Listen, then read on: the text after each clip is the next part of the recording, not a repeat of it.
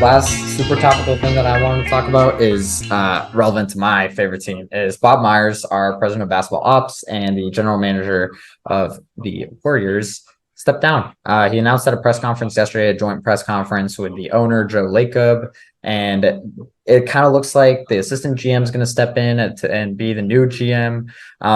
For context, Bob Myers took over as GM back in 2013. In his first month, he drafts Harrison Barnes, Draymond Green, Festus Zealey, and like less than a year later, trades for Iguodala. Really, he kind of took that core of Steph and Clay that had been created from kind of the Jerry West era of admin, and he really kind of promoted it and excelled it. He also is the one who fired Mark Jackson for Steve Kerr. Amazing decision somehow. Like, he pulled it off. He's always had a great relationship with the players, specifically Draymond. And I'm very sad that he's going to leave. I'm a little bit worried. It really lowers my confidence in how good I think the Warriors can be. I still think they can be very good. But yeah, we'll see. I think that they have definitely set in the DNA of a great organization, and I think that will definitely help them. I think a few other notes. Obviously, within 2014, they also picked up Sean Livingston, which was a huge piece for Mo Spates.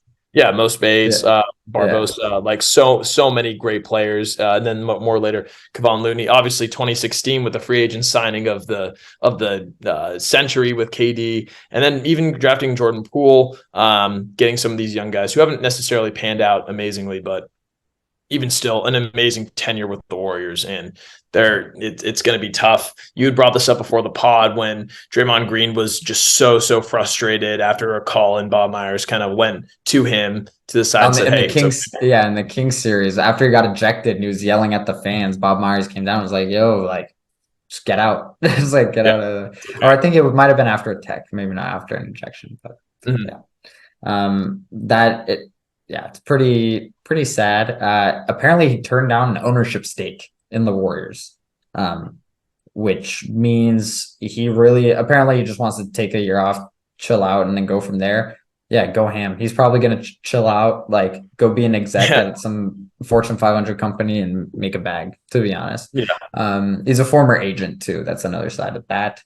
And he's former forward at UCLA in college, if I remember correctly, which is kind of funny.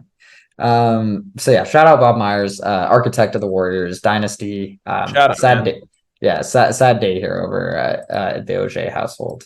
Well deserved. Yeah. He'll get a round of applause every time he goes to a game. Absolutely. And last thing, in the press conference, I will say, like, something that I did enjoy. So like, I roast the ownership of the Warriors a lot. I think sometimes they make bad moves, and sometimes they limit cash to pay when I think they should just have a blank check. They're making $1 billion a year as an organization. But Joe Lacob, obviously, the new CBA came out. This is the first time an owner has really spoken to the public since the new CBA, which is really against the Warriors. And he basically was like, listen up, we're going to win, we're going to spend money, and it doesn't matter. And I was like, lit. Like, because to be honest, it's all you want to hear from your owner. Like, you don't want to hear that I know he's meddling a little bit in the front office, which I don't love and stuff like that, but that's always like exactly what you want to hear. Yeah.